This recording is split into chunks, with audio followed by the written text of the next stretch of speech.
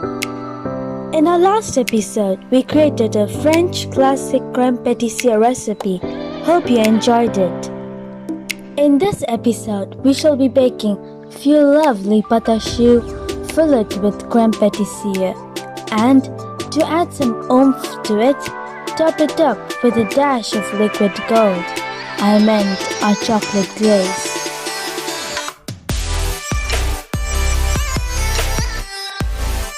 Finally, to etch a mark on your heart, we shall scribble some freehand art. Hope our creme puff recipe creates a mark. Do let us know. Hi, this is Hafsa, welcoming you on Licks and Bites for yet another French classic creme puff recipe.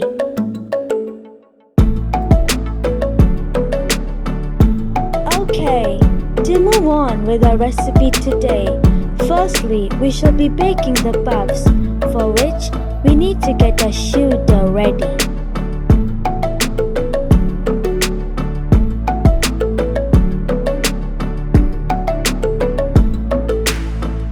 For our choux pastry dough today, we need 1 cup of flour, half a cup of butter, a teaspoon of salt, a tablespoon and a half sugar, and some whole eggs. To start with, we shall add 1 cup of water to a heavy bottom pan first. Now, to it, we shall add the sugar, a tablespoon and a half, followed by half a teaspoon of salt and half a cup of butter. Let it all simmer for a while until the butter starts to melt.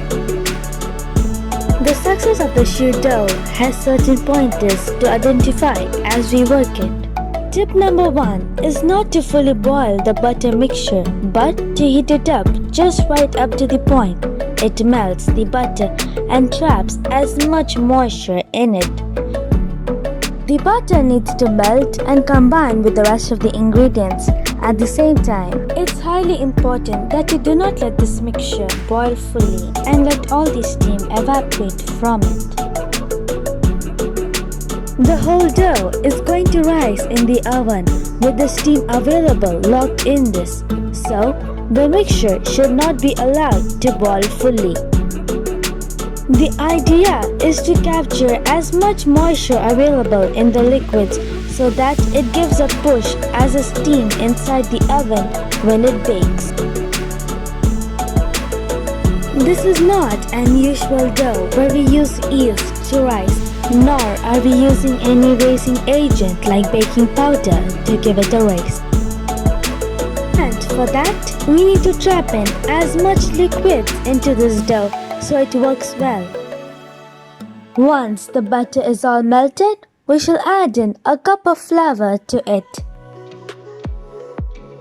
We need to cook this flour until it is done, roughly about 3 to 5 minutes. Tip number 2 is to cook the dough until it starts to stick to the bottom of the pan. The choux dough is used widely in Europe in many desserts. Thanks to the Italiano chef Pontarelli, who invented the dough in 1540, who had moved from Florence in Italy along with the court of Caterina di Medici to France. Ever since, it has come a long way after being perfected by a French patisserie in the 18th century, Antoine Carême, who made modifications to the recipe as we use it today in a profiterole. The dough will start to stick to the bottom of the pan once it is ready. That's the first sign to know that your dough is cooked thoroughly and we are ready to move to the next stage. Now, time to add our eggs. But let's not curdle them by cooking the eggs, adding to the hot dough. So let's spread this dough to cool it a bit so it won't cook our eggs. When the heat is settled a bit, now is the right time to add in our eggs whole. And the quantity or the number totally depends on the dough at this stage and the rest of the ingredients you have used. In a while, you will get to understand why. So, to proceed, our first egg goes in there.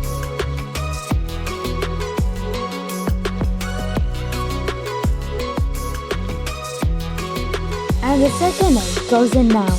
Tip number 3 is to add in the right amount of eggs to make a perfect batter. Add in 1 egg at a time and mix it well. The batter should not be runny. At the same time, it should not be like a tough dough too. If the recipe calls for half an egg extra, go for it. When you ladle in the dough and try to drop it back, it should fall off gently, forming a V. When the stage is arrived, it means your dough has reached the perfect consistency to pipe into the bag. Formation of V here is the key. Tip number 4 is to confirm it by running your finger on the dough. When you run a line over the dough, it should part but should not bleed or change its shape. A visible groove with no change in shape is a perfect sign to denote the dough has come up very well. Let's start filling the dough into the piping bag. Okay, my recipe took me exactly 2 eggs to create this perfect choux dough.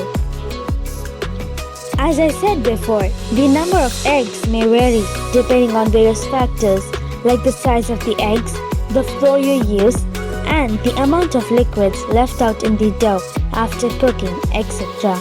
These things combined will all determine the number of eggs to use. But with these 4 tips to make the right choux dough, you will always get it right. Adjust the eggs accordingly. Tip number 5 is to line your baking tray with the parchment paper and ensure it sticks to the bottom. Cause when we pipe the dough onto these parchment sheets, it sure will stick to the dough and distort the movement, moving here and there if let loose. So, let's dab in a little of our dough to the bottom of these sheets and stick it to the pan so it stays fixed there, allowing us more freedom to work while piping the dough.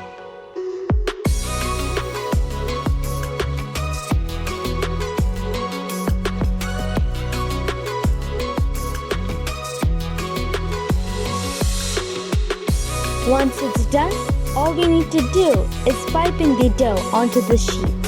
I recommend you use a white brown tip. This choux can be transformed to choquette, which are small choux pastry sprinkled with pearl sugar.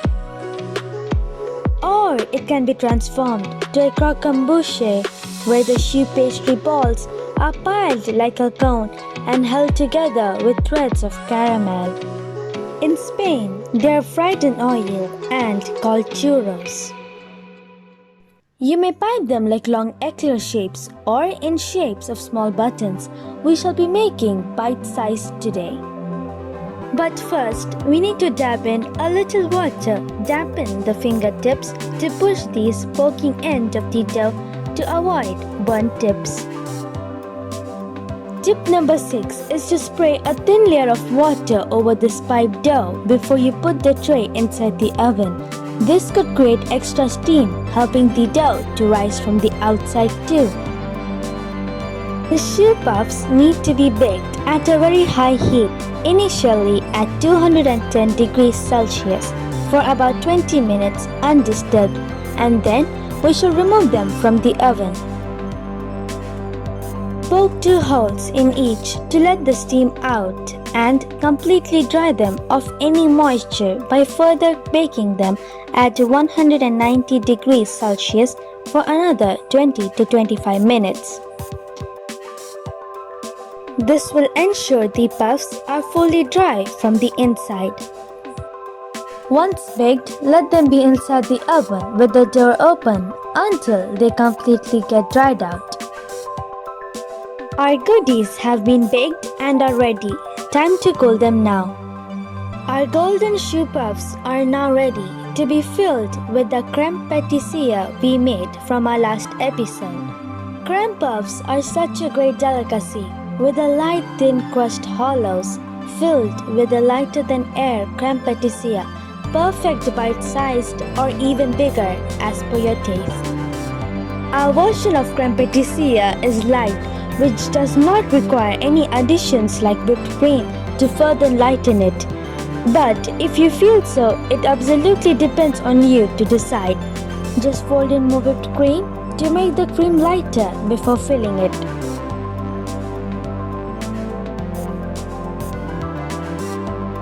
We shall pipe in the cream, poking small holes into our puffs. And for the eclairs, you may poke 2 holes and fill them in.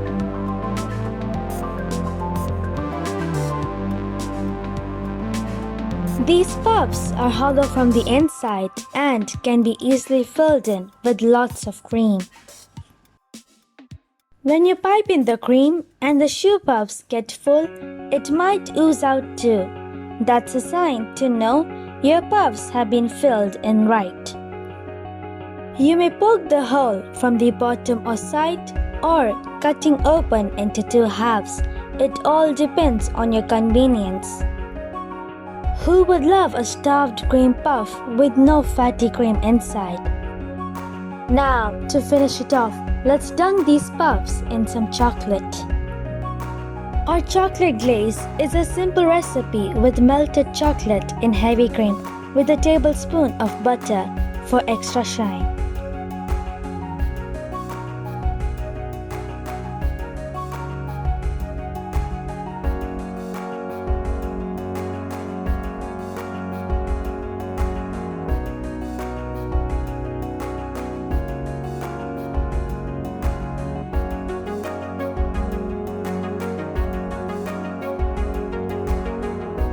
If you don't wish to coat your puffs with chocolate, you are free to dust in some powdered sugar over the top and enjoy too.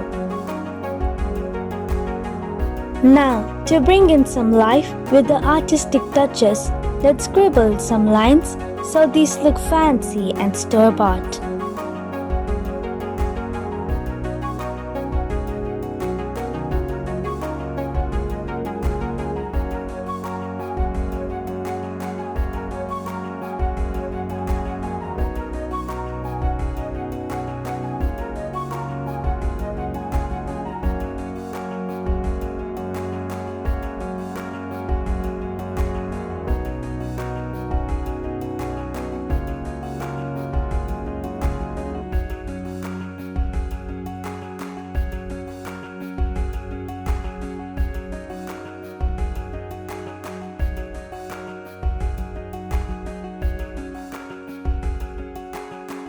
Well, our creme puffs filled with homemade creme patissiere is ready. As a bonus, we got you a few eclairs too. Do try out this recipe and let us know how it turned out. We have tried our best to provide as much tips we can to help you recreate this French delicacy. Thanks for watching, and we shall soon bring you one another great recipe worthy of licks and bites.